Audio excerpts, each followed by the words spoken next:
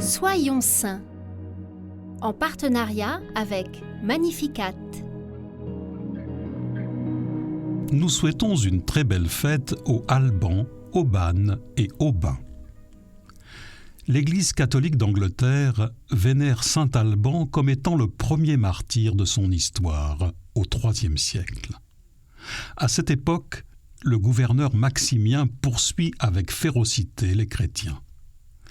Alban est un soldat au cœur généreux qui n'est pas croyant. Un jour, il recueille un prêtre missionnaire poursuivi par les autorités. En l'observant prier, jeûner et célébrer, il est touché par la grâce et devient chrétien de tout son cœur.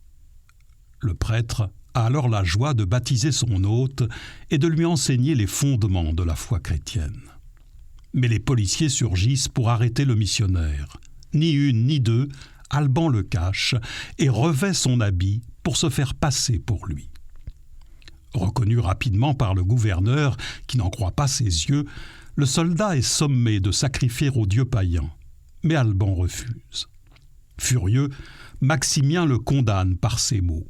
« Puisque tu as préféré cacher un rebelle et un sacrilège plutôt que de le rendre au soldat, c'est toi qui subiras les peines qui lui étaient dues. » Alban est emmené pour être sauvagement torturé. Pendant ces tourments, il ne cesse de proclamer sa foi avec courage. Finalement, il est conduit hors de la ville et le funeste cortège parvient jusqu'à une rivière. Mais le pont est saturé de monde et empêche le passage. À la stupeur de tous, la rivière s'assèche pour laisser passer Alban. Ce prodige convertit immédiatement le bourreau qui refuse de poursuivre son office. Il est alors lui aussi arrêté et condamné à suivre Alban dans la mort. Tous deux sont décapités, mêlant leur sang à celui du Christ. Le prêtre qu'Alban avait caché est lui aussi arrêté et assassiné à sa suite. Plus tard, leur ville changera de nom pour devenir Saint-Alban, en l'honneur de ce martyr.